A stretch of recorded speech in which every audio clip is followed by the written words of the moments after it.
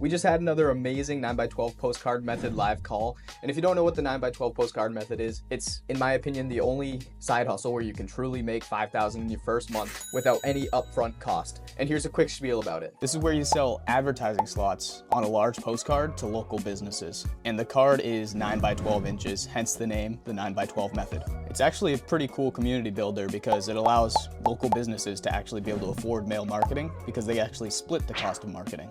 And at the same time, you benefit by bringing the businesses together because you make around $4,000 profit just for coordinating it. The card is mailed to 5,000 households in the community. But imagine if you do this in 2 separate towns. That's $8,000 a month. All right, now let's get to the training. I read somewhere on one of your pages about a guy that had tremendous luck with the Facebook groups. Yeah, they're definitely hit or miss depending on the group, but when you hit a good group, you get a lot of messages. The ones you want to focus on posting in are like the community groups where it's actually residents talking. There's like business groups that won't help you at all because it's literally just all businesses advertising to each other, and none of the businesses are actually paying attention to the post. They're just posting to get their name out there. So you probably wouldn't really get much from that. But the community groups for sure. And someone else posted, a brand new member of our group posted this morning, and he said he's been going on to Facebook groups, like community Facebook groups, and he searches in the group call or text. And then you're going to see all the posts where like contractors and different businesses posted like an advertisement for themselves saying call or text us. So then you know it's a textable number and you could just text them. Most of the time it's like a smaller business where it's the owner that you'd actually get on the phone, so, especially when they say call or text. So you could probably call those numbers and those would be some good leads. That's brilliant. Yeah. I actually sent out some texts using that strategy this morning, test it out. Have you been able to make any sales yet? I'm working on my 4th card, but I've done them like once a year. I don't mind when people call me, but for me to make outgoing calls and talk to a secretary, gotta hate that. So one thing that could make that a little bit better is asking for referrals. So anytime somebody over email says no to you, maybe just send one more email to them. Like, that's okay. Do you know any businesses that would be interested? And they might just throw business names out there to get you off, to get you to stop emailing them. But then you can reach out to those businesses and say, hey, Johnny's restaurant said that you may be interested in this, and like over the phone. And it's just way less of a cold call in that case, and they'll be way more receptive to it. So you might feel better that way. And it makes it sound like you're more local, all around better, especially if it's a recognizable name. My plan this week is to catch up on prospecting because I have been way too focused on the group and putting out content. I have barely done any prospecting myself, so I'm behind on that. So I'm definitely going to do the email follow up with the phone call strategy. Unfortunately, the city that I'm falling behind in has no good Facebook groups, and Facebook groups have always been very good for me, but able to find outsourced cold callers. I haven't tried. I have one person who kind of handles the sales in one of my towns, but I haven't specifically outsourced any cold callers. When I was doing tables, I hired girls from the Philippines. They work very, very cheap and they're very, very good. Yeah, I'm actually trying to do that as well. There's it's onlinejobs.ph. It's like basically Indeed for Philippines. So I'm trying to get that running. So yeah, I kind of had the same idea. Like, let's just pay these people like $4 an hour, $5 an hour to go for 8 hours a day, and it'll help. Pay them a bonus. Yeah, absolutely. And then there's a bonus. Bonus for appointment. They love bonuses. And it's not like they're wanting like an extra few $100 either. It's really like a day's wage is enough. So I mean, I've worked with them. It's just kind of hard to find because there's just so many applicants, but you have to go through them. You have to interview them, make sure they don't have a really bad accent. Some of them do. So definitely I would recommend being on like a video call or something like that. So that I went on Upworks. You familiar with Upworks? Guys, if you're enjoying this call so far, please be sure to comment what you've learned. And if you're not part of the group yet, check the link in the description. It comes with my step-by-step roadmap to sell out your first card, and you get access to 2,600 9x12 winners in the group that you can post and comment and talk to, and you also get unlimited message access to me. So we'll literally hold your hand through selling out your first card, making your first $5,000 in profit. It's a no-brainer. If you have any interest in the 9x12 method, be sure to join us. Now back to the video. Upworks is similar to Fiverr, but more advanced. Oh yeah. Okay. And the advantage to Upworks is they have a recording. The person who you're talking to, they made a recording so you could listen to them before you call them. And you can hear their accent or non-accent. That's pretty cool. Yeah. Would you hire them to do the closing for you, or are you just hiring them to set the appointments? Just make appointments. Just set appointments. Yeah. Yeah. Setting appointments is probably like closing what should be done, I feel like, by us. Yeah, for sure. I would trust that more anyway, just to make sure they're not making false promises. Yeah. Right. But you just want to sift through like all the business owners that are just not going to be interested, and just not waste your time on that. Mm-hmm. So definitely. And then there's somebody else in our group. His name is Leland, and he is killing it with Facebook ads, apparently.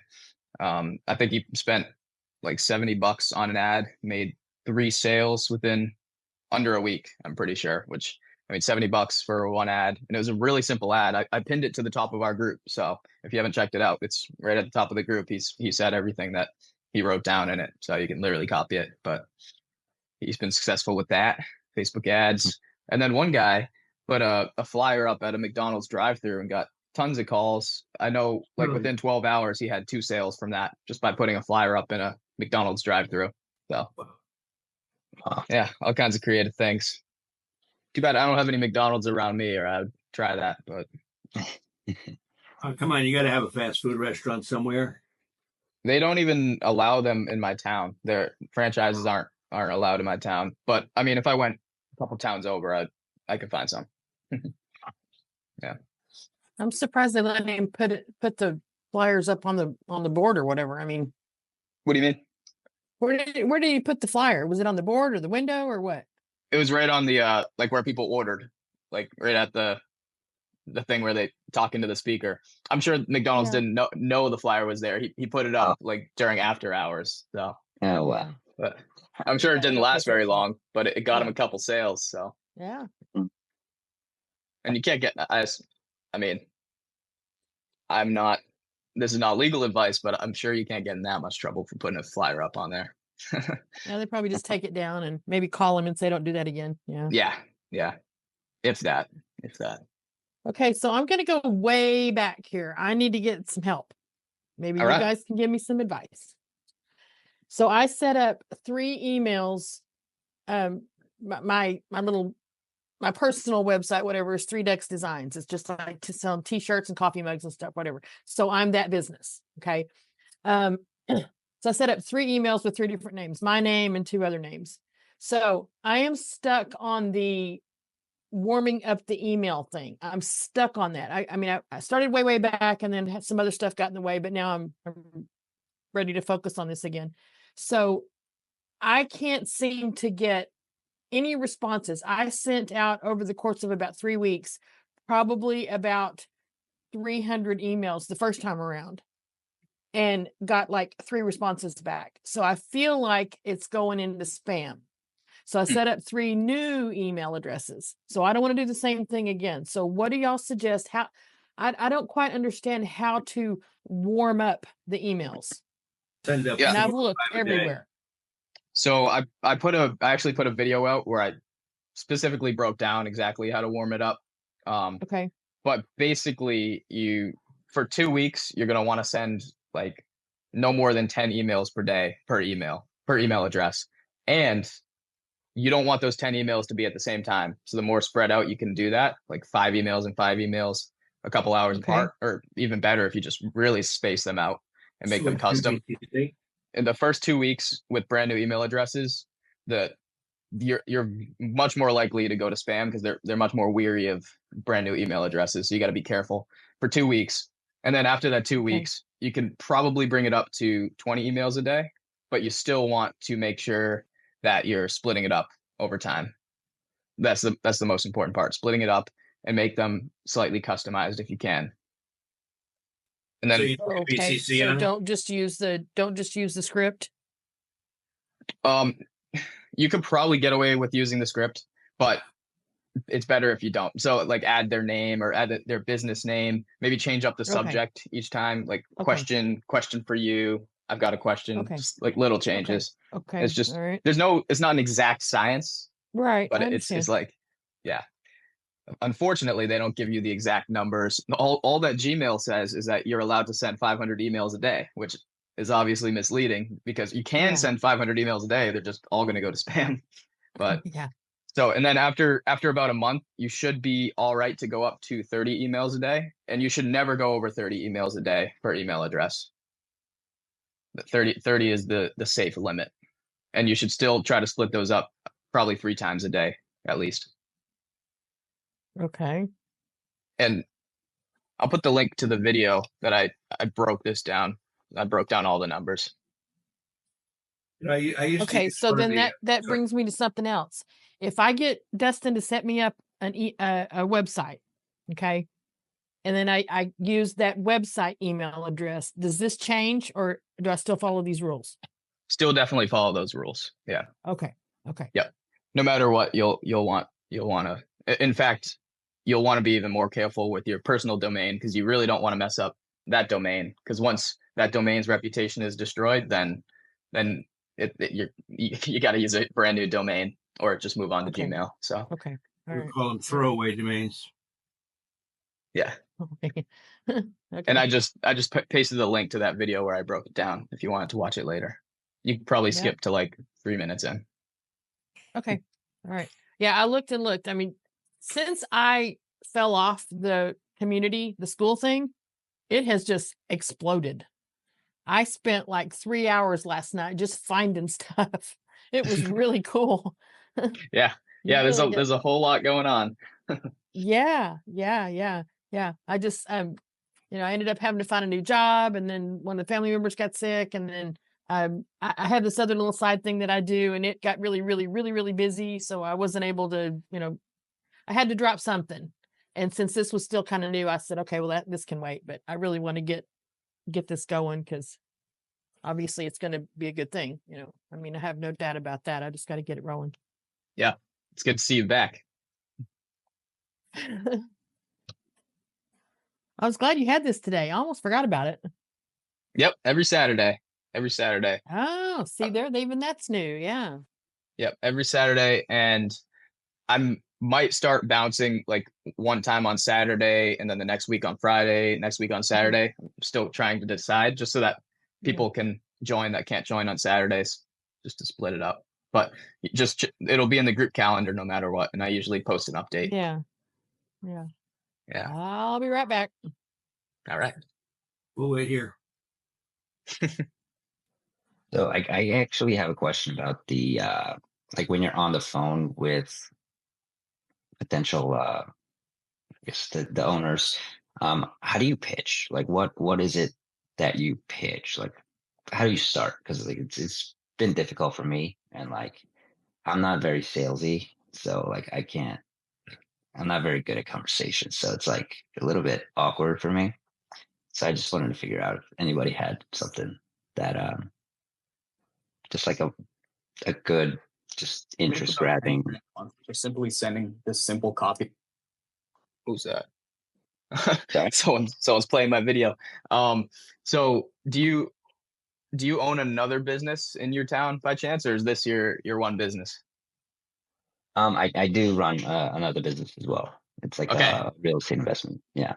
Nice. So you have an advantage because now you can come to them from the frame that you're another business owner in town. So you basically would say, "Hey, I own this business in whatever town you're in, the same town. I own this business in Boston as well, and I'm reaching out to other local businesses because we're trying to set up this big mailer, and we're all going to split the cost of advertising. And it's just a way. So really, you're framing it so that you're going to be one of the advertisers as well. I'm not sure if you are or you're not, but you're splitting, you're framing it that you're not selling them on the ad. You're the one that's going around getting businesses to join you. So it's like a team thing rather than you actually selling them on the ad, if that makes sense. Gotcha. Yeah. That makes sense. Okay. Yeah, and there's because like when they start picking up, it's just kind of like I guess I freeze a little bit, and I'm just like kind of like yeah. So like I guess I just don't have that like set script to start off on. So that's kind of what I've been running into. It's been a little difficult. Yeah, that makes sense. There was a guy named Ben Bradley who hasn't been in our group for a while, but he actually posted a video of like that exact script because he was, I think, a contractor and he was doing this for advertising his business. So I'll try to find that post and send it to you after this call. Awesome. But he posted a video of exactly what he says, and it was spot on. And that's he sold his card wicked fast using that script. Let me just set a reminder. That'd be awesome. That's what's great about our group. I don't know everything. So if I just started a YouTube channel and tried to teach people everything, I would not be able to teach all that much. But because we have the community, everybody's teaching so many different things, and then we can come together on this and spread it to everybody. It's great. So many great strategies that are way better than what I started out with, which was just emailing. So, Rich, are you familiar with Brevo? Brevo? I recognize the name, but I'm not sure what it is. It's a mailing service. Okay. Send out for I used to do $10. I could send out, I think it was about 2,000 emails a month. Oh, I see, an email service. 2,000 emails a month. Yeah. Yeah, there's a lot of those. Yeah, there are. I've been on 2 of them. Brevo, I think, is the best. But when you're filling out the form, you have to fill out a form saying, where'd you get the leads from? If you bought the leads, they won't take you. They want them to be your customers. Interesting. That's interesting. Yeah. I guess they're just trying to make sure you're compliant. Exactly. But as long as you do have as long as they're public facing emails and you have an unsubscribe link or a way for them to unsubscribe, like you specifically say, please let me know whether or not you're interested in this, then you're compliant. Well, Brevo puts that on every email they send out and unsubscribe. Gotcha. Everyone. Yeah, good. But they still want you to have the list from somewhere else. The list has to come to you somehow. Yeah. Are you when you're cold emailing, are you sending from Brevo with an unsubscribe link? I've done it. When I did the tables, I used to send a lot more emails out. Gotcha. Yeah. Yeah. I personally, I don't. I just send it from like personal email, or I send it, one by one so that there isn't an unsubscribe link. Because as long as you have the language saying like, let me know whether or not this is something you're interested in, then that's equivalent in terms of compliance to having an unsubscribe link. And it's a lot more natural because as soon as they see an unsubscribe link, they're just going to say, remove me from your list, because they just assume they're on a list. Right. Everyone, I see these a lot. IDCA means help me. Is anyone here already using the 9x12 method CRM? No, I didn't actually get any update on that. Is it up and running? Were you on the wait list? I was not. No. Oh, okay. Can I join the wait list now? You can't. I'll message you the link. But right now we only released it to the wait list, just because we didn't want to totally overload things at first, and we had a pretty big wait list. But unfortunately, I think half the wait list still doesn't know about it that we launched, because my emails are going to promotions, because the promotions like filtering is so good nowadays. It's impossible to like send any sort of promotional email and not have it end up there. So people should start checking their promotions, because my newsletters are going there, everything's going there. But I'll DM you the link when we're done. Cool. Awesome.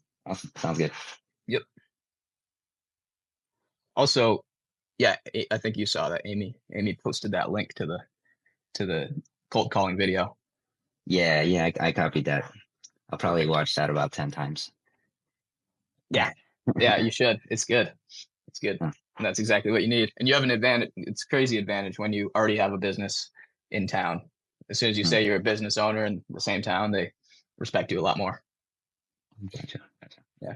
And even if you didn't, I say it like if I didn't, I'm also a business owner in my town. I'm a realtor. But if I wasn't, I would still say I run a small business in blank town, because you do. The 9x12 business is a small business in blank town. So you're not lying about that. Right. But Right. So you wouldn't pose yourself as like a marketing agency or an agent of that. You would just be more Absolutely. like, not personally. No, especially not when I'm cold reaching out. As I'm scaling, I would try to build a brand around it and try to come across as more of a professional agency. But in terms of cold outreach, I keep things casual for sure. makes sense. Gotcha. Yeah. Yeah, because Like as soon as like marketing comes out, they're just like, yeah. Yeah. So, Yeah. Definitely. And you just really want to sell the community aspect of it, community aspect, and the fact, I mean, obviously it's so much stickier than junk mail, because for example, a roofer sends out mail 9 times out of 10, the resident isn't going to need a brand new roof. It's not like a impulse buy type of thing. So that mail is going to go in the trash. But the thing is, when there's 15 other potential offers on this card, residents are going to hold on to it for that much longer, maybe even put it on their fridge because they can't use the offers all at once. So despite the fact they don't need a roof right away, your brand is still in front of them for possibly a month, which is way more important, obviously. right. And do you know Anderson Windows? Yeah. Use their name. Whenever somebody says mail marketing doesn't work, ask them if they know Anderson Windows. Just ask them the question. Don't tell them. Just ask them, do you know Anderson Windows? And then when they say yes, say, how do you know Anderson Windows? And they can't not say that they get spammed in their mailbox by Anderson Windows. Yeah. Cool. Okay, start over. What did I miss?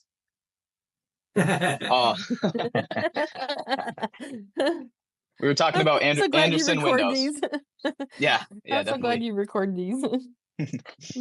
Yeah, the one last week we went for almost 2.5 hours. Yeah, I We haven't talked- watched that one yet. I'm excited about watching that one. It's been storming here. I'm in North Texas, and it's been storming here like crazy. And so I'm trying to get my garden set up. I went out there earlier this morning to go out there and weed eat some and mow some and get it ready and everything. And I'm just sinking in mud. It's like a swamp out there right now. I can't do a darn thing out there today. So yeah, got another project going on here.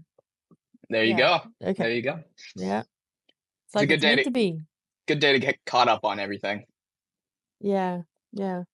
So I don't know if anybody's touched on this or not, but is anybody getting I know Mitchell, I know you do this, but also through Fiverr, I've been getting a list of email addresses and businesses from some lady in Pakistan or somewhere. She's really good. She always gives me way more than what I pay for. I think I'm paying for 500 and I end up getting 700 from her or whatever. And most of them are good addresses. I mean, and she gives me the name of the business, what industry they're in, realtors or construction or whatever. She gives me their address, their physical address, their email address, a phone number, and if she can find a website for them, she'll do that. Not just a Facebook, but I mean like a website. She puts the Facebook in there, she can find it, but it's she does the website. So I really feel like I'm getting a good value for that because she only charges me like $20. I mean, for that list, it's crazy. Yeah. And so that's what I'm using. So That's good. I'm How do you sure know? your list is probably cleaner, but for $20, I mean. Yeah, it's not bad. How do you know that they're good emails? Did you check them with like never bounce, or they're just not bouncing much? No. I don't know anything about never bounce. I'm going to write that down because that's the first I've heard about that. Probably needed that information. Basically what I did was I just kind of went in there and just cold called some of them and said, hey, I just want to send you some information, or whatever nonsense I was saying. And the handful that I checked were good at email addresses. I did probably about 20 of those because I was kind of worried that maybe it was just some random email address, but I think there was only one And it was because the person who was on the email address wasn't with the company anymore, but she gave me the company, like the info at whatever. So Yeah. I was able to replace that one. So Well, that's good. Yeah. Sounds like you have a Yeah. good list then. And that's nice and well, cheap. I hope so. I hope so. We'll see. Yeah, we'll see. See if I start getting stuff back. Joey, it's called Never Bounce. And it's how you can use it to test emails. You can test a whole list of emails. I don't think it's free. There might be a certain amount of emails that are free, but you just test your list to make sure they're valid emails. Because another thing that can send you to spam is if you buy a really crappy list of emails, and a lot of them bounce, like they're non-existing emails anymore. If a lot of those bounce, then you could eventually start getting sent to spam. You get seen as a spammer. The Never Bounce is helpful for that. And then people keep asking for the CRM link. So I'm going to you guys have exclusive access. I'm posting the CRM link right in the chat right now. So you can get it there. So there's tons of CRMs out there and they're great, but they're also kind of like trying to fit a triangle peg into a circular hole. And I noticed that a lot of them just have a crazy learning curve. They have way too many features because they're trying to fit so many different business models. So I want to build something that is built for 9x12ers. It's built by myself and my developer, who is also a 9x12er in our group. And it's just built specifically for the 9x12 business. No fluff, no extra features. And it's only going to get better. It's a lot less confusing to learn than like go high level, which is what I was recommending before. And you said, I wrote down 30. Is that right? Don't ever go over 30 emails a day when I get started, when you get warmed up. Even after you're warmed Gmail. up. Yeah. 30 is the safe limit. Yeah. Don't go over 30 per day per email address. Okay. Yeah. Okay. Yeah. That's why I put it. I created 3, mine plus 1, plus 2. So yeah. And if you have like, and I like your formula. Go ahead. Go ahead. You go ahead. I was just going to say that you said somewhere in there, I found an email that said 100 emails should get me 15 responses. And out of 15 responses, I should get 3 to 5 closes. That seems kind of high. Is that accurate? I mean, you think? That was my experience my first month. Where did I write that? Did I write that in the course? Yeah. No, somewhere in the post. I saw that in a post. Gotcha. So that was my experience my first month. And Okay. I'll admit my first month went a lot smoother than when I've gone to other towns. And I'm not sure if that's because people know me a little bit more in my town or what it was, but that was my experience the first month. I'd say it's probably a bit less easy than that. Okay. But if you're doing proper follow-up with these emails, like if you're following up with the people who ghost you, then you could probably hit those number of closes, like 3 closes per 100 contacts. But you got to make sure to follow up with them. And it's even better. It sounds like you're okay with cold calling. So it's even better if you call them to follow up, because they're probably ghosting you because you're just another salesperson on their email. So as soon as they hear your voice, it's way more personal. Okay.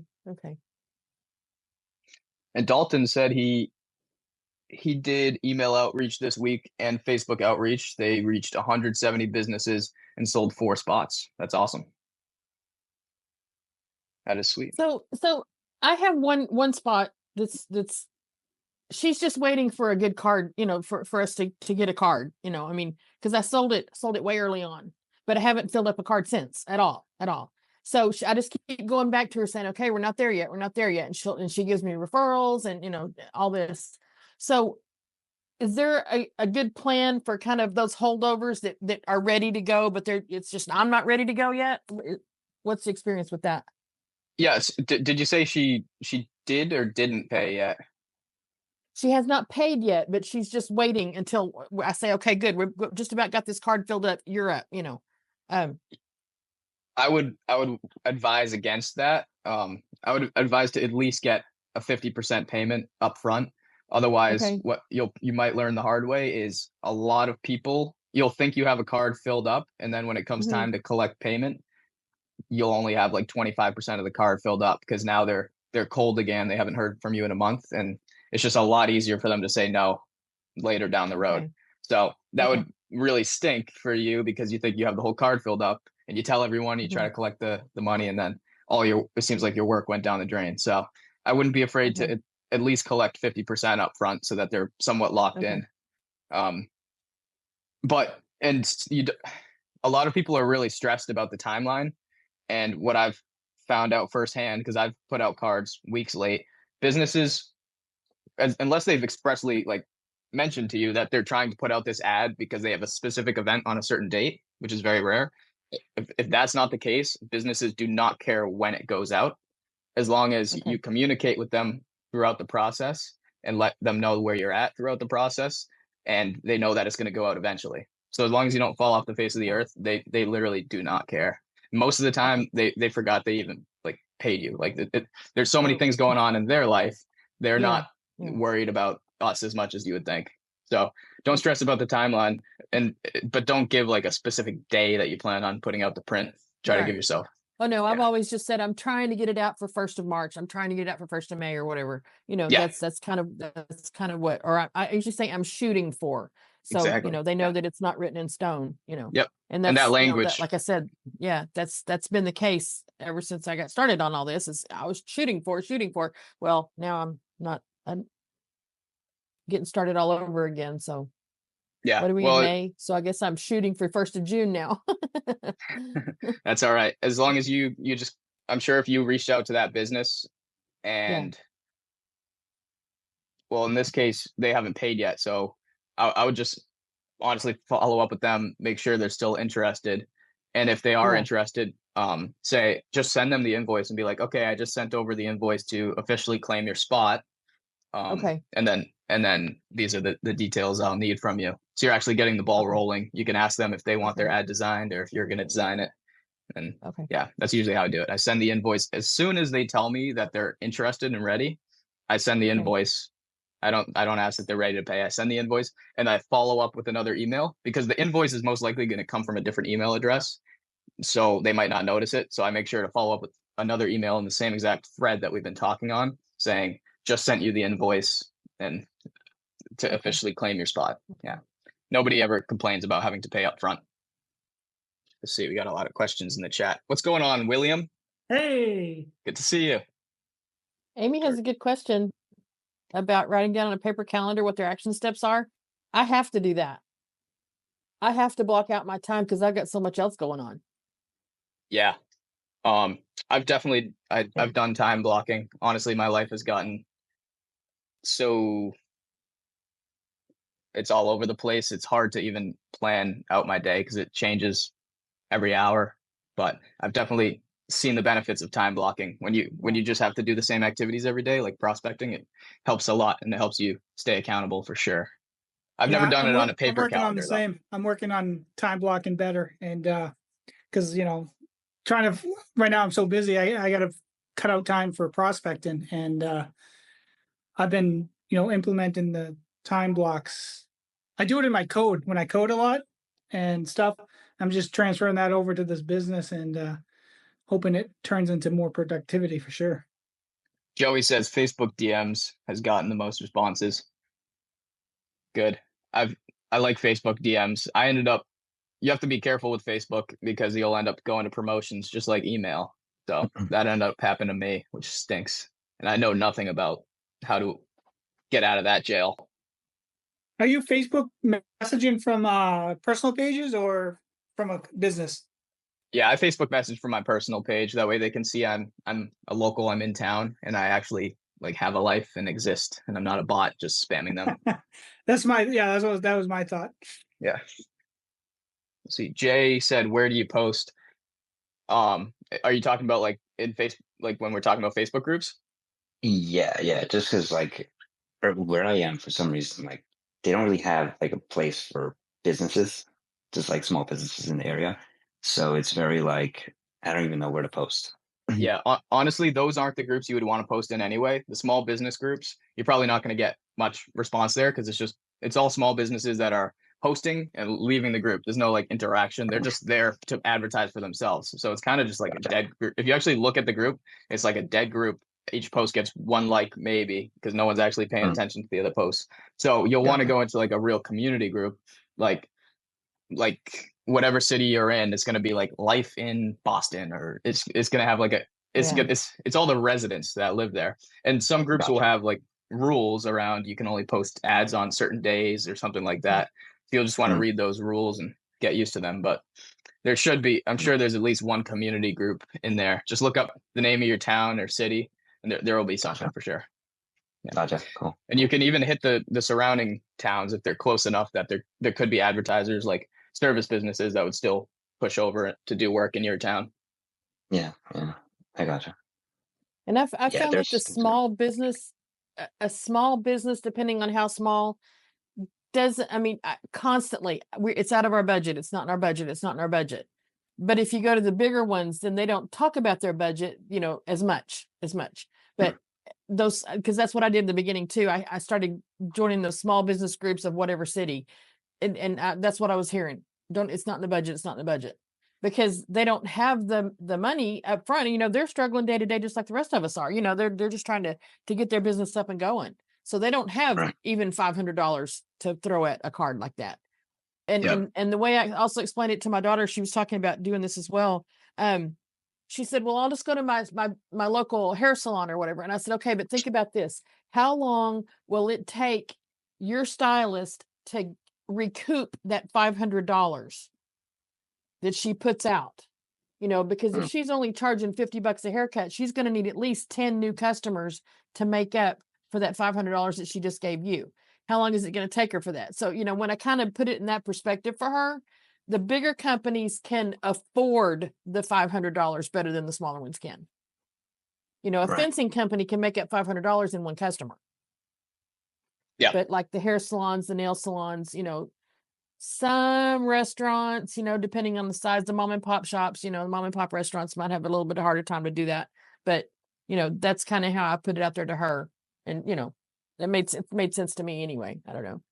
It's definitely easier to close companies that have higher ticket prices. Yeah. Like realtors are definitely try to get a realtor on your card.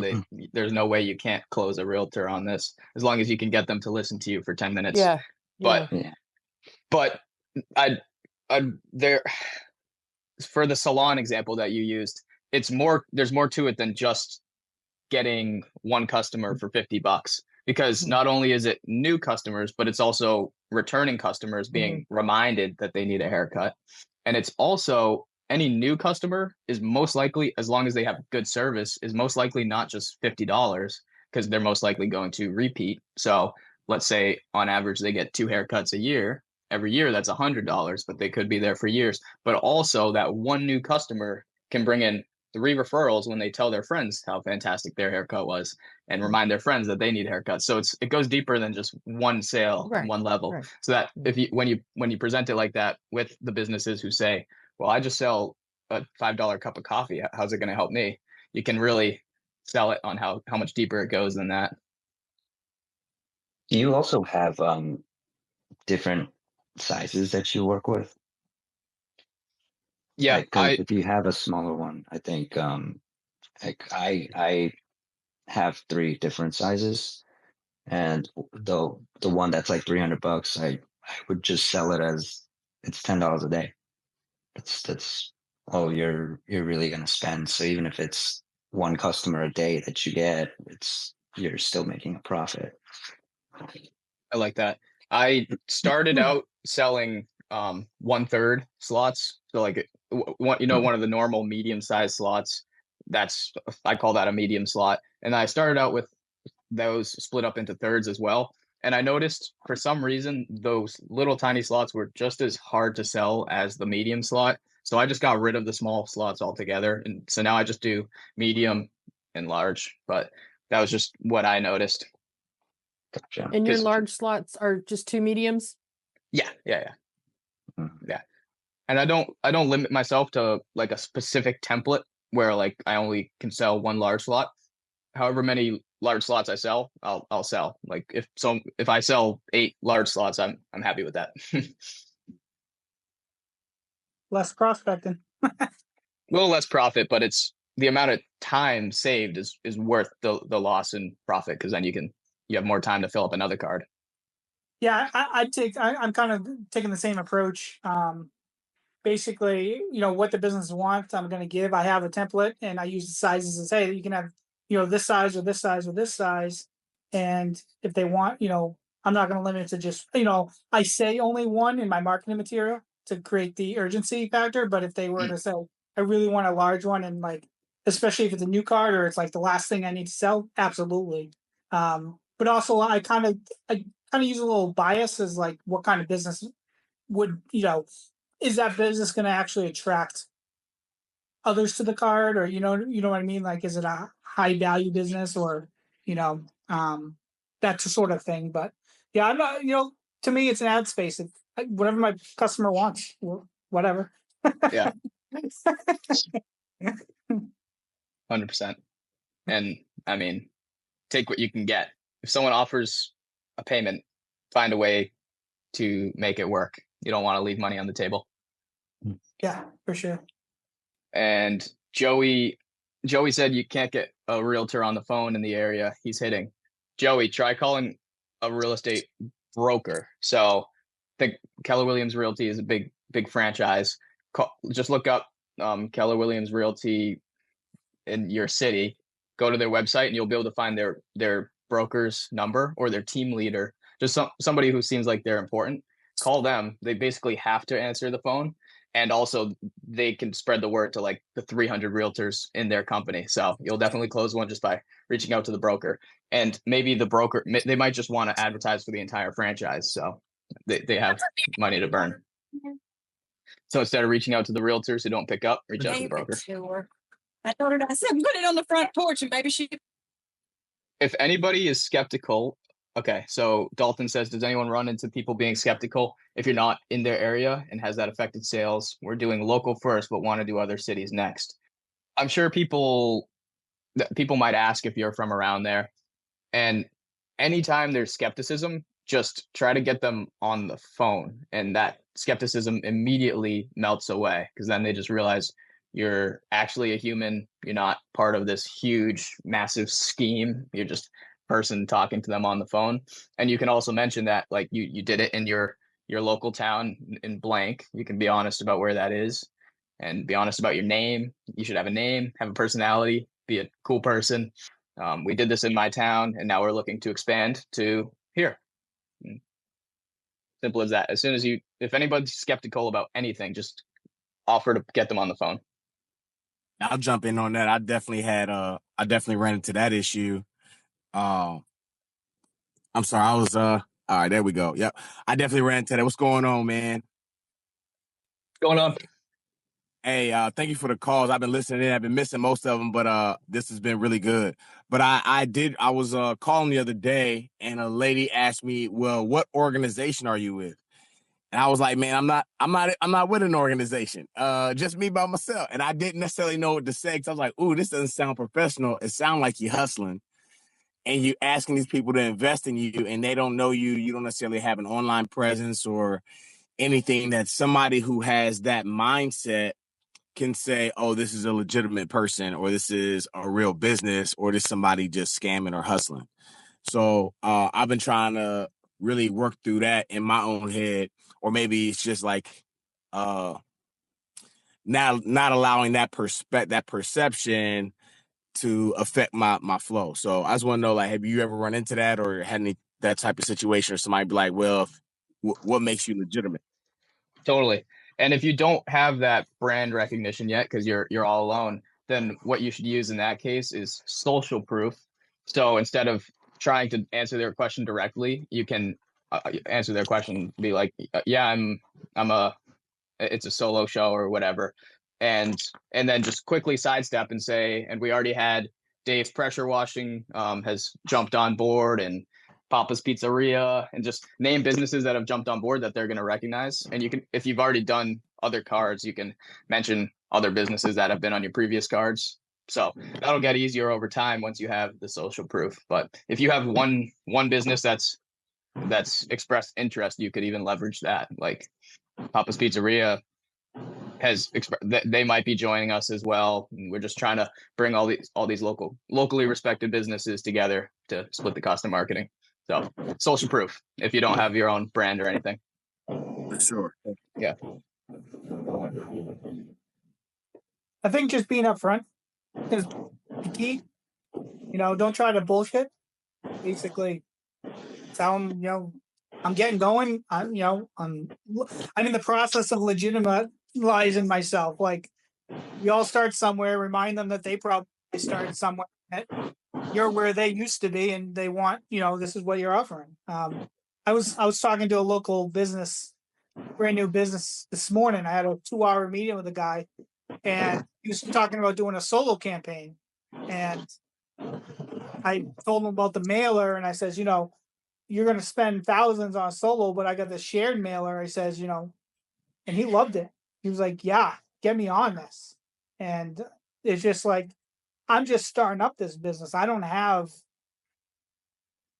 who am I, right? I mean, I met with a guy in person, and, because he just happened to be literally 3 doors down from my house, which always works out well. But it's just like, I just went in with like, yeah, I'm starting up this business.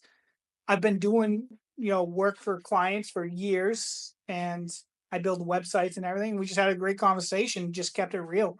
And ultimately I ended up with his business, and it's going to be worth more than just my shared mailer. I've got a website coming out of it. I've got his entire marketing is going through my business now, all from this one lead. So it's just be real. Just be real. That's good. Thank you.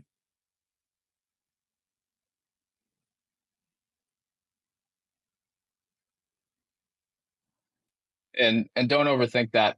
I'm not sure if you're mentioning from experience that you're getting that objection a lot, but from my experience, that's not super common of an objection anyway. Most people don't care that it's a one-man show, because I mean, a lot of the people we're reaching out to are a one-man show or 2-man show.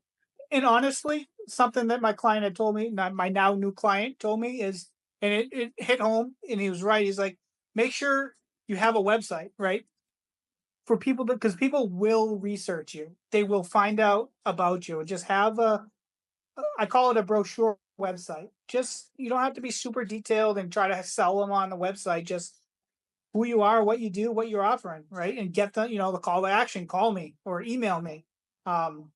Simple. It doesn't have to be extravagant, but people do their homework nowadays, and just make sure when they do the homework, they find you and they can learn about you. That's all there is to it.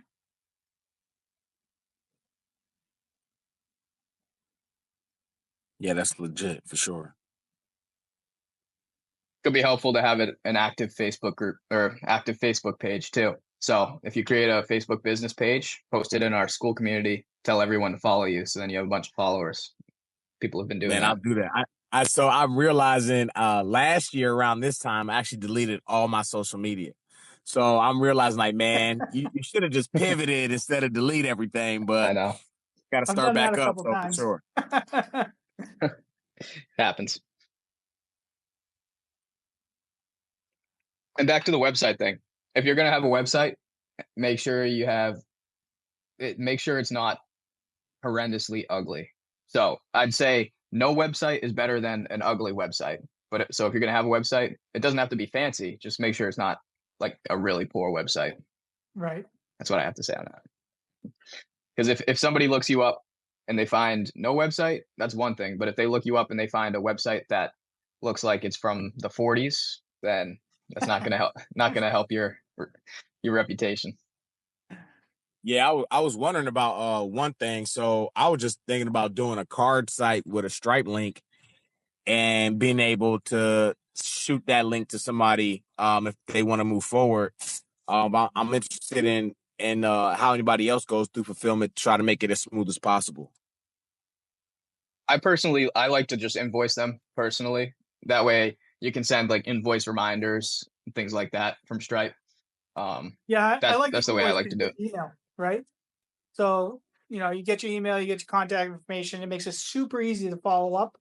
And for me, because I'm not just a 9x12 mailer, I have other aspects of my business. My invoices work right into my accounting software, and for accounting and stuff. And it's a good record. It's just good records than just having a payment link. But if you're just getting going, I'd say payment link's fine. Ultimately, I like to see, validation of the project, and then worry about having the invoice and, get that first card, and then, determine, all right, can I keep doing this, or this is more than I anticipated? Is it worth it? That type of thing. and take your actions from that. For sure. Thank you. William, how's the directory coming along?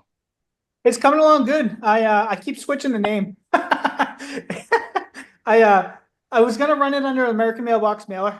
The branding I put for my mailer, but because I want to get others involved in it and build it as more of a just my business, I separated it out as its own brand name. And the website itself is pretty much just about ready to go.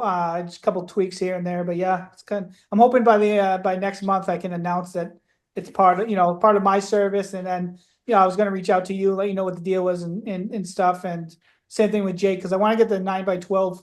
There's something special I want to do for 9x12 sellers and local marketers themselves. I don't want to reveal too much details, but it's something special that will help add value to their service. So look forward to hearing about that. Yeah. I'll be sure to reach out. And I'm loving the CRM. I'm just going to give you some verbal confirmation that I really like it. I think you did a good job. Awesome. I have some feedback for like features wise that I plan on sending to you by next week. Yeah.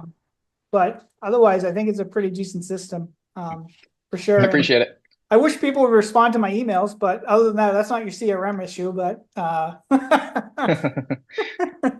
well, set up a task whenever you send off your email that goes off in 2 days. So if they hadn't responded in 2 days, to call them.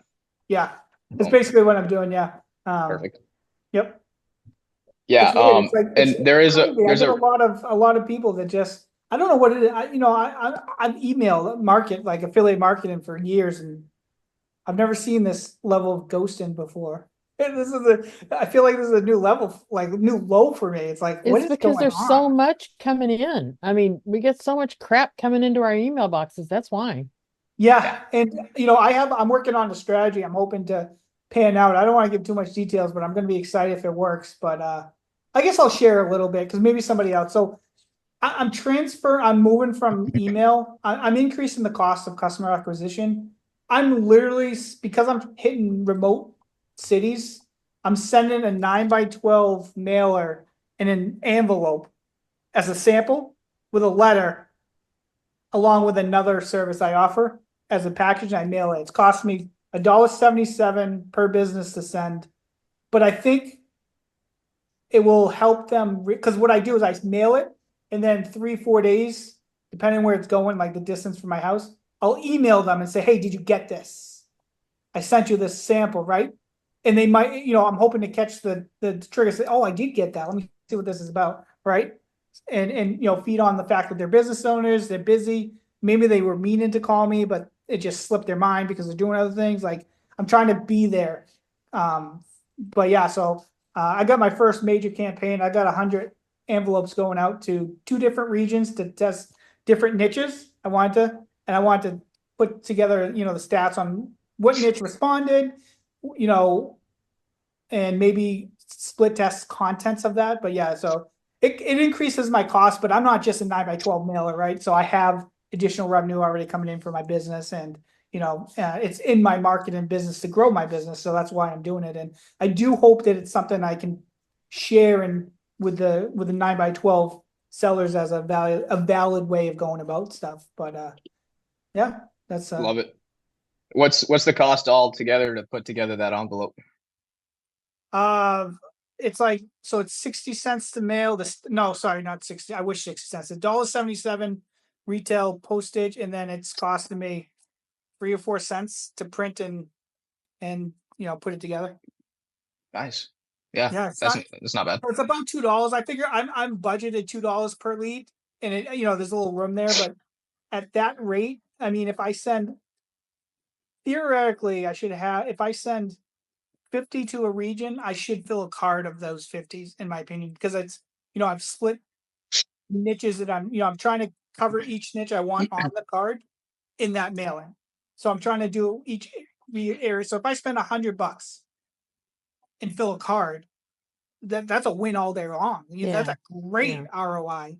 I'm willing to even go up to 200. And if it pans out that I'm not selling, it's not worth it, then I just readjust and, see what else I can come up with. But I've done mailing in the past. Like I used to be a direct mailer. I've sold advertising in the mail before, so it's not like I'm not new to this. My thing is that times have changed a little bit, but the fundamentals still work. And you know, I've never done business to business like this before. I've always been business to consumer. So this is that aspect is new to me, and that's the call it a challenge for me. But it's something I'm actually enjoying learning how to do the business to business a bit. So Love it. And I mean, if you could fill up a card, the thing about scaling with email is it's really tough to scale with email because you can only do like 30 emails per email address. You got to keep putting together new email addresses. Then you got to move on to different offices because they also track your IP address. So if you're sending hundreds of emails from a specific IP address, you got to scale to different offices and go to the cafe and send emails. It gets crazy. But the thing is, if you're actually able to put together this direct mail and you're able to even sell out a card with that direct mail for $1,000, you have a few grand profit, and it's a completely scalable system. Like you just exactly, like there's nothing that could stop you from scaling that to multiple cities, and you're obviously losing some profit, but you're actually able to scale way larger with that. It's super simple. I like it. Can't wait to hear how that goes. And I liked when I watched your interview with Michael, and when he said it, he actually puts on like this 8 by 8.5 by 11 piece of paper, just a paper printout of the card.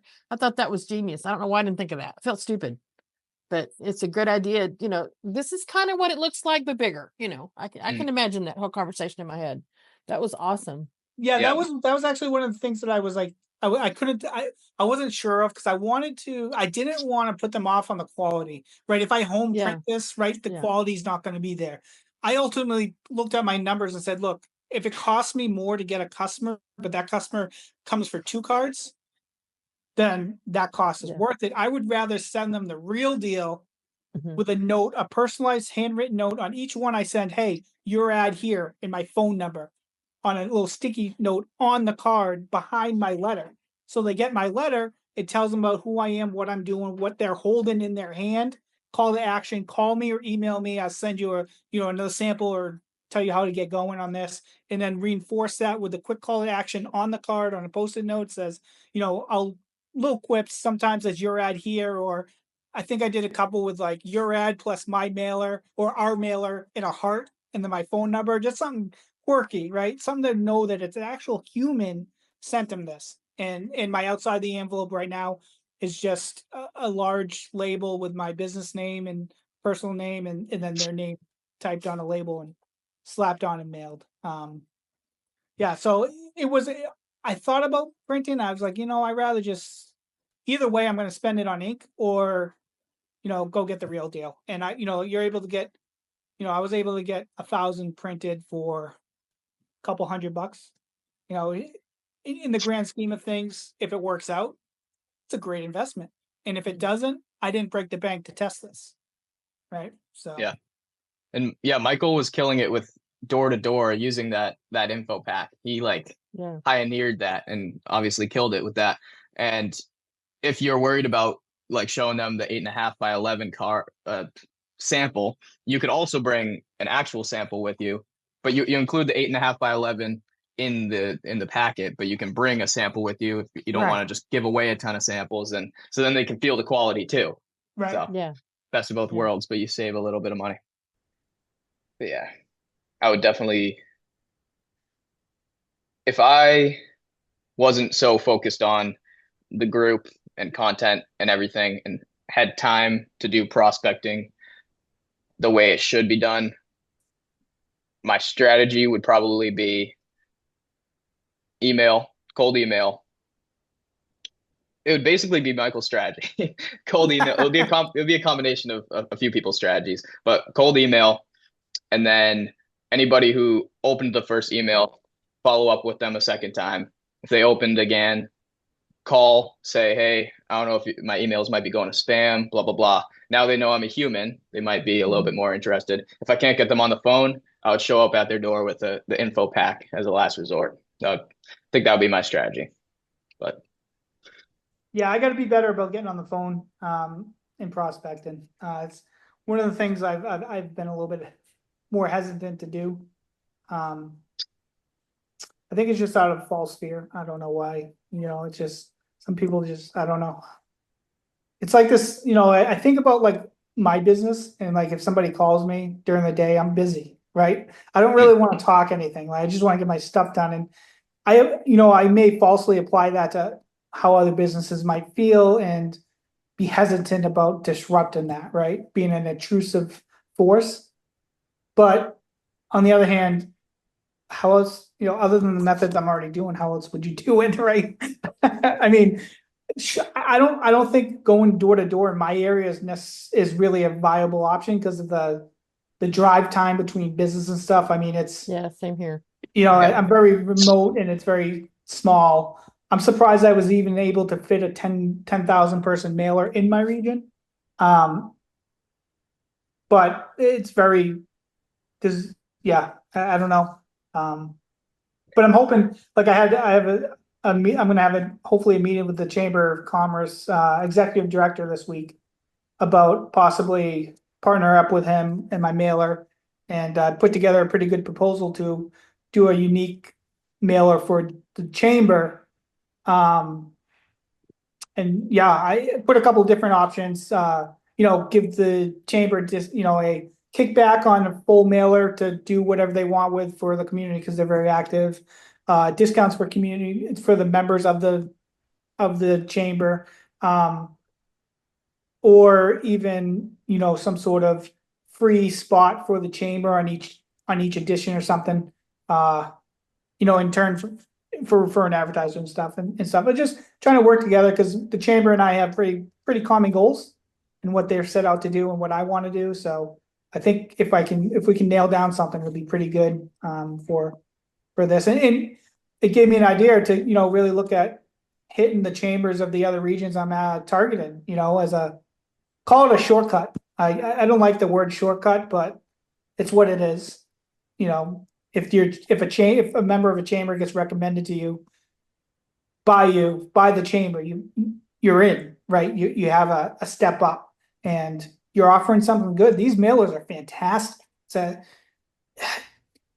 just to give, for me, I'm doing only $3.99 for the 5,000, or I do $7 for 10,000 in my area. It fits kind of the demographics of how much money is in the region, but the lowest cost like newspaper ad is like $1,500 a month with a contract. Like that's out of the budget for most small businesses. The radio's another $225, $3,000 with contract. So like these mailers is just fantastic option, and I think once businesses know about it, they're going to jump on. And it's about getting the word to them.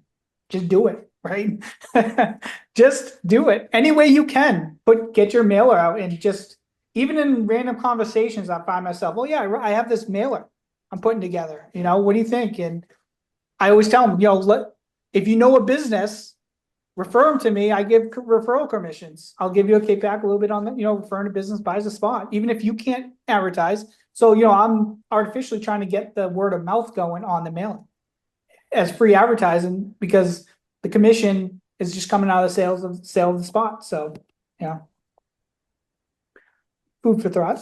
Another food for thought item. Totally. And to touch on your nervousness about cold calling, same here. I hate cold calling, but a strategy I was talking about earlier to make it a little bit easier for you is leveraging the referrals that you just talked about. So even if they don't want to give the word of mouth for you, if they don't want to go reach out to their business friends and try to recommend it because they haven't advertised with you yet, so they might not want to recommend it yet. Mm-hmm. Just ask them for a list of businesses. Just say, what businesses do you know that might also be interested? And as soon as you have that list, now you can call those businesses, and the first thing you say is, hey, Johnny from Johnny's Burgers just told me that you'd probably be interested in this. And then you're just pitching what Johnny said they might be interested in. It's right. So much less cold. Yeah. So it's a little less intimidating. Have you done phone calls or do you find mornings or afternoons or nights better than? I've only ever done it in the afternoon. I haven't split tested that. I had to think about that for a sec. It's definitely going to depend on the business. If you're reaching out to like a large business where you're going to hit the receptionist because that's the only phone number you can find, then obviously you have to do it in the morning or the afternoon. Um, like realtors, probably hit them in the afternoon. But like the one man shows, probably weekends or nighttime would be a good time to call them. They're done with their work and everything.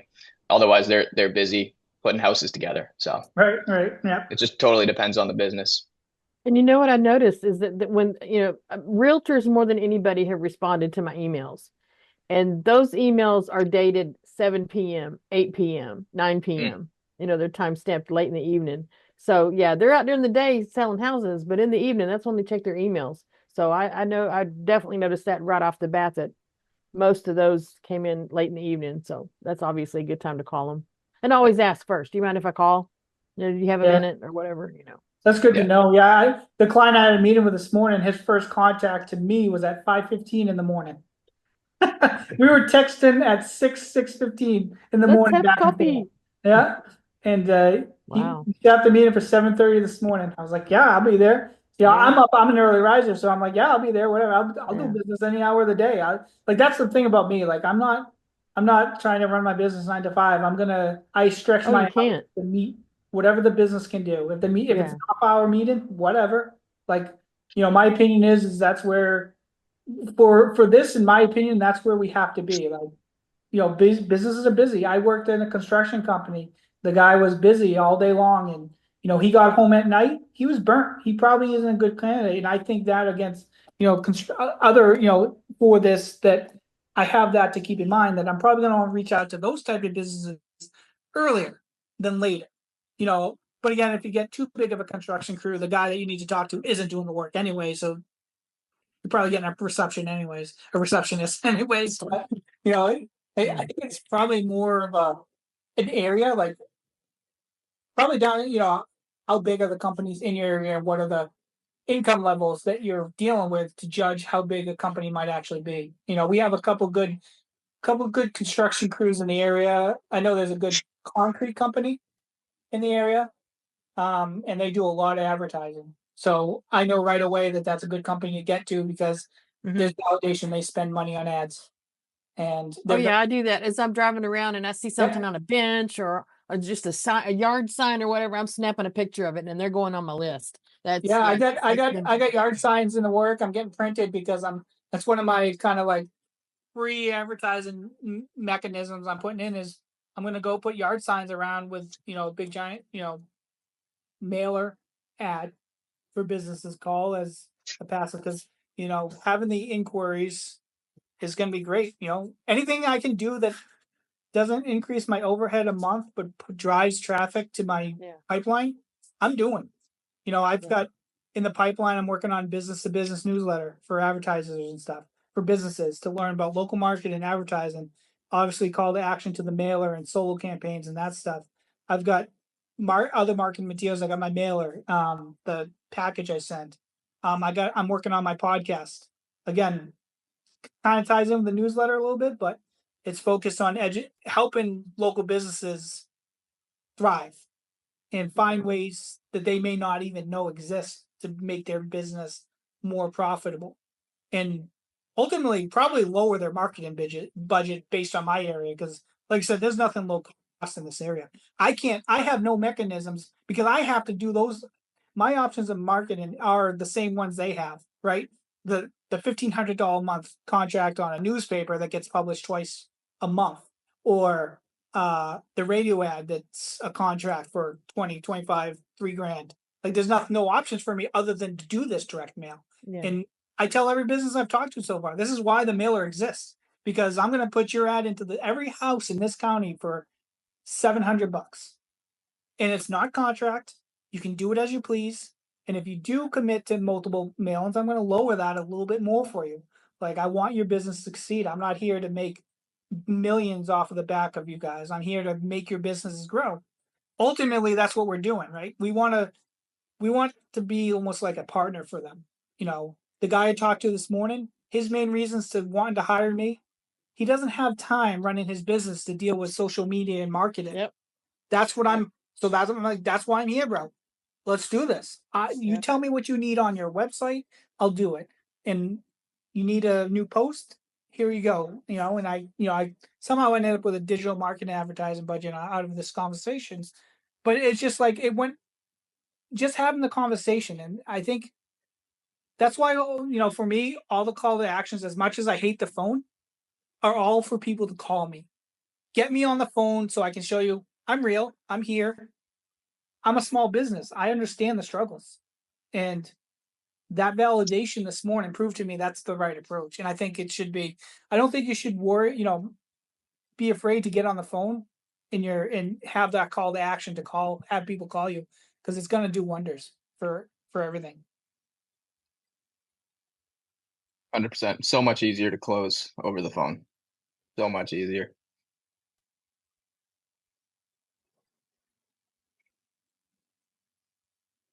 Will ask if there's a certain email we use to track if they open it. It's not a certain email. It's a Google Chrome extension, so you would probably have to use it with a Gmail account. But it's a Chrome extension called snov.io, and you can use that. It's really quick to set up, and it'll tell you exactly who has opened your emails. Probably tells you when they open the emails and everything like that. So that's very helpful, and it's free. And I just set a reminder. I'm gonna make a tutorial video on how to set that up because I think that's helpful. What's up, Dylan?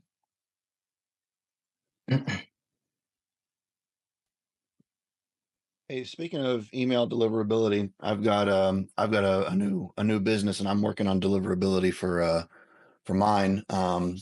I've heard that method that you're talking about, where you like embed a JPEG or whatever into the email that you send out, that negatively affects deliverability. Is that true? Yeah. If you have attachments on all of your cold emails, that's very bad for your deliverability over time. So definitely save the attachments for the second email if you can.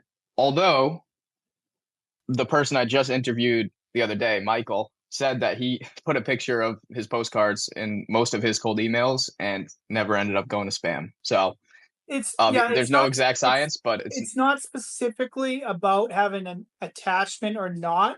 It's about the content. So if you just send an image, it's going to be spam, right? So it's like the ratio of HTML markup, which will be your the code that generates the image or attaches it, and then how much text there is. You want to make sure you have more text than your HTML. So all that really is send your file, but make sure you have a good email, like quality. And always watch. I posted in the group a free service, as dime a dozen out there that you can use. Always continuously test your email deliverability and spam score. I subscribe that email that I posted to my list, and I set reminders for myself to check it every couple weeks and make sure my score is not below 8. I usually score about 10 out of 10. Well, I use Mail Tester for that. The problem is I think there's a discrepancy in how Mail Tester does its testing and actual real world results, because I got 9 out of 10 from Mail Tester, which means I should be, I guess 90% of the time, but it's still going to spam. Like I'm having a developer do some extensive testing from my business email and see what the problem is. Like I'm trying to diagnose it, and once I do get it diagnosed, I'm intending to start doing this You'll always postcard. have that because the thing that any of the scores can't really account for is the algorithms of the email that you've sent to and the service that determines if it's spam or not, right? So Well, I would think that what they do is they send a test email to Gmail, to Outlook, to Yahoo, and then if it lands, yeah, then it's not reliable. So it's almost unfair how they calculate that. So what will happen is, so let's say you send to a list of Gmail accounts, right? Gmail is going to know you've sent to a huge, that many Gmails in a certain time frame, and they're going to analyze that, and then they're going to possibly put you in they could put you in the promotions or right to the spam because you've hit so many Gmail's accounts at one time.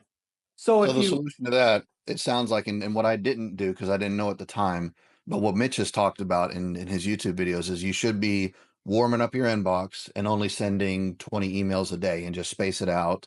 Like, so would that be a solution to this problem I'm having? it's approach. The way I approach it is I actually use several different emails. So I have my main domain, and then I never email from my main domain, but I buy the other domain extensions and set up email. So like I have my main, I'll buy the .net and set up an email box that's completely valid, and but I redirect that domain to my main domain. But the thing is now that email is used, and I rotate my emails. And the from email is always from me, same headings and stuff, but the IP in the reputation score will vary from each email because they're different. They have to be treated different, even with the same message. They're different domains, so they can't get scored as your other domain. So you So just you're rotate making your it emails. you're making it So to where that, it shows up the what they see is it's from William Trajano at whatever yeah, inbox.com, even yep, if I it's set up the your headings and inbox. everything to be the same, yeah. And I just Okay. rotate them.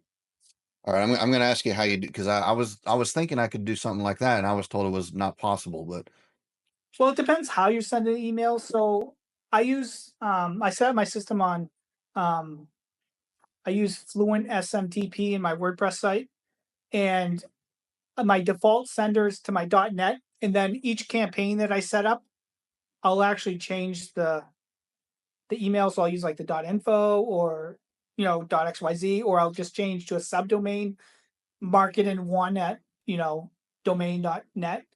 And then what I do is I use a automation that some days I'll switch the sequence to a different sender. So it's a little manual because there's nothing that autos it. But I also manually send my email. So I just switch the from to the other domain, and it automatically uses that SMTP server. So, and it just switches. And that's all I have to change is the from, the way that my system works. What do you use to send your emails? I use MooseSend as an email provider. I can't imagine you can't switch a sender. I can't imagine that you set up your domains like most set up a domain, verify it, then So set you up. only need one domain, right? One domain to do what you're talking about. You can, because you can use subdomains. Subdomains are also treated separately. So Okay. you could set up, email one at domain.com, email two at domain.com, and it will help you stay out of this. Obviously you don't want to go sending thousands of messages at the same time still, because from those services, from your MooseSend, they actually send from their server, right?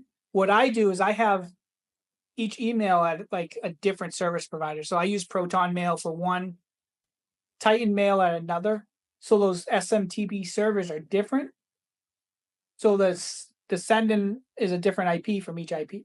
So it rotates everything. Everything's just different. But when you get to using just one provider, you're using their IP. So it doesn't matter what sender you send, the IP is going to be the same. And the PTR record's always going to point back to MooseSend, which is going to link it to your domain. I believe that that's how some of these spam filters work, is they do the PTR and then the platforms have a role in who sent it. And there's like a general score for an account. So you could spread it across several accounts. You could do what I do and just set up different email accounts at different SMTPs, like, Titan Mail, even Gmail. I even have a Gmail SMT set up and just off select it, like Monday, Tuesday, Friday, use one, Wednesday, Thursday, another, Saturday, Sunday, just kind of offset. And it might help. It should help, because I can't tell you I'm not going into spam, but any of my own emails, they score 10 out of 10. And my test emails that are on my list never go to spam. And I use a Gmail test, Outlook test, and a Yahoo test. And none of them land in the spam box. So it seems to work. All right. If this is being recorded, I'm going to have to re-listen to everything you just said because almost none of that made sense. But I'm going to have to look Fair into enough. it. I That was a understand. masterclass. It's there's recorded. It'll also be on the another YouTube service channel later I'm today. testing if you want. Didn't hear you, called William. What? Sendmails.io. It's a Okay. bring your own SMTP, but it will allow you to set up unlimited domains and basically SMTP credentials. And you can use, Amazon SES or any other SMTP. But from my looks, it makes it pretty easy to switch sender, kind of like what I'm doing. So I'm going to move all my emails to that and, accomplish the same thing I'm doing. It might be a little easier to do for you than use MooseSend. I'm not familiar with the platform. Just if you want to check it out, just to, see if it's something you can use. All right. Thanks. Yep. William, have you thought about doing Facebook ads? Yeah, a little bit. I tried. I ran one, and it wasn't good at all. I'm kind of 50-50 on social media ads and in general. Actually, probably less than that in general. My thing is, this for me right now. I'm trying to be focused on the local businesses while test marketing, external to me, not local. Just seems like I need so much money dedicated just to cover that ad spend. I ran a test campaign for 14 days with my mailer, basically the same ad flyer that I made for posting around town, and I targeted business owners, everyone in their area within, I think it was a 25-mile radius. Because that's probably about the target market for any businesses anyways. And it didn't fare well, but to say it was a decent attempt might be dishonest. I didn't spend a lot of time on it. I knew what I was kind of doing, but I didn't try to optimize it or anything. I want to get more video content and run actual video ads than image ads. So, and through my podcast and stuff, and just I'm going to start to, I almost prefer to run my Facebook ads to get them on my email list, whether it's in my newsletter or subscribe to my podcast or something, and then go try to market to them rather than try to market right from Facebook or another social media platform. Build my audience and then worry about it.